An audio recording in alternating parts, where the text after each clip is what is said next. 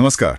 आज हम एक बड़ी दिलचस्प और थोड़ी सी कह सकते हैं रोंगटे खड़े करने वाली कहानी पर बात करने वाले हैं। हाँ, ये कहानी है राजस्थान के थार रेगिस्तान के किनारे बसे एक शहर फालोदी की। और कहानी का जो हीरो है अविनाश शर्मा, एक सरकारी अफसर, 32 साल का बिल्कुल प्रैक्टिकल सोचने वाला बंदा, जिसका हाल ही में ट्रांसफर हुआ है फालोदी, और बस यहीं से सारा किस्सा शुरू होता है। बिल्कुल।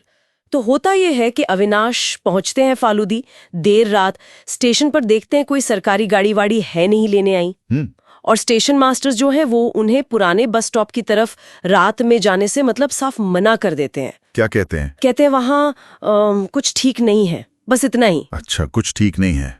और अविनाश, जैसा कि हमने कहा, बिल्कुल प्रैक्टिकल आदमी। हाँ, वो तो हंस दिया होगा अंधविश्वास समझकर। हंसकर टाल दिया और सोचा चलो पैदल ही चलते हैं बस स्टॉप तक, क्या हो जाएगा। और यहीं से मतलब असल चीज शुरू होती है। वो पहुंचता है बस स्टॉप पर। कैसा था वो बस स्टॉप? एकदम वीरान, जैसे बरसों से कोई आया ना गया हो। टूटी फूटी बेंचें पड़ी हैं और एक जली हुई बस का ढांचा भी। हाँ बिल्कुल, एक जली हुई बस का कंकाल जैसा। और हल्की सी धुंध भी छाई हुई थी वहां। माहौल एकदम डरावना सा। उफ। फिर अचानक उसे सिसकियों की आवाज सुनाई देती है, धीमी धीमी सी। सिसकियां? रात के अंधेरे में वीरान बस स्टॉप पर? हाँ, और तभी एक बस आती है, बिल्कुल चुपचाप। चुपचाप मतलब आवाज नहीं? कोई आवाज नहीं, ना इंजन की ना हॉर्न की, और हेडलाइट भी बंद। अंधेरे में से बस एकदम प्रकट हो जाती है जैसे। अरे बाप रे! और बस पर कुछ लिखा था? हाँ, यही तो सबसे अजीब बात है। बस के आगे जो बोर्ड होता ना, डेस्टिनेशन वाला, हाँ। उस पे लिखा था फालोदी मोक्षधाम। मोक्षधाम? ये कैसा नाम हुआ डेस्टिनेशन का? पता नहीं। और खिड़कियों में उसे कुछ चेहरे दिखते हैं, पर क्या? उन चेहरों पर आंखें नहीं थीं। अच्छा। आंखों की जगह बस काले गड्ढे थे। स्याह गड्ढे? Oh my God! ये तो बहुत डरावना है। अविनाश ने क्या किया? जाहिल डर गया बेचारा, बुरी तरह भागा वहां से। भागते भागते गिरा और बेहोश हो गया। बेहोश?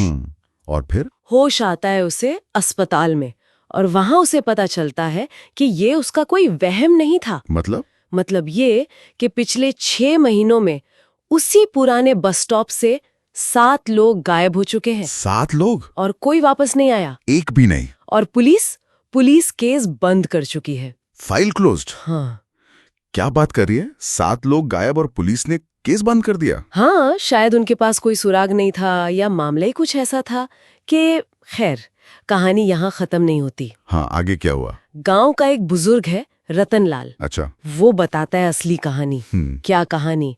कि करीब 12 साल पहले उसी जगह पर एक भयानक बस दुर्घटना हुई थी। 47 लोग मारे गए थे उस हादसे में। 47 लोग? बहुत बड़ा हादसा था ये तो। हाँ, पर सबसे अजीब बात ये थी कि एक भी लाश नहीं मिली। एक भी नहीं? 47 में से? ये कैसे मुमकिन है? पता नहीं। रतनलाल उस जगह को शापित मोक्ष द्वार कहता है। शापित मोक्ष द्वार? अब अविनाश क्या करता है? वो तो सरकारी अफसर है। हाँ, तो वो चुप बैठने वालों में से नहीं था। उसने छानबीन शुरू की, आरटीआई लगाई, पुराने रिकॉर्ड खंगाले। कुछ मिला? हाँ, कुछ अजीब चीजें मिली। बस का नंबर था RJ19 P6666। 666? ये नंबर तो वैसे ही थोड़ा हाँ, अशुभ माना जाता है। ड्राइवर का नाम था बलवीर सिंह, और एक यात्री थी कमला देवी। कमला देवी? उसमें क्या खास था? उसका नाम काले जादू से जुड़ा हुआ बताया गया रिकॉर्ड्स में। काला जादू? तो मतलब एक्सीडेंट में कुछ और भी था शायद। और जो सरकारी फाइल थी ना उस एक्सीडेंट की, उस पे बस एक लाइन लिखी थी, अप्राकृतिक दुर्घटना, टेप बंद। टेप बंद मतलब मामला दबा दिया गया? हाँ, या शायद स्वीकार कर लिया गया कि ये नॉर्मल नहीं था। अब अविनाश दिन के उजाले में एक बार फिर उसी बस स्टॉप पर जाता है। धूल में सनी हुई डायरी? किसकी डायरी? पता नहीं, शायद किसी पिछले शिकार की।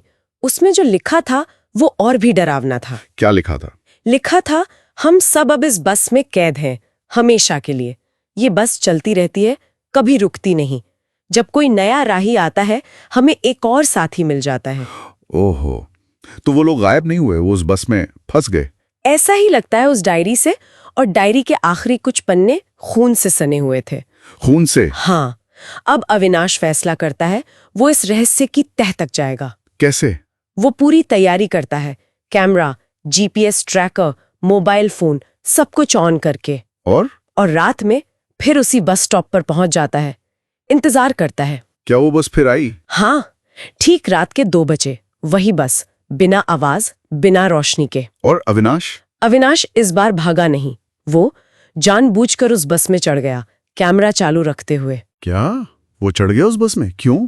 शायद सच जानने के लिए, या शायद वो भी उस खिंचाव को महसूस कर रहा था, पता नहीं। फिर क्या हुआ अविनाश का?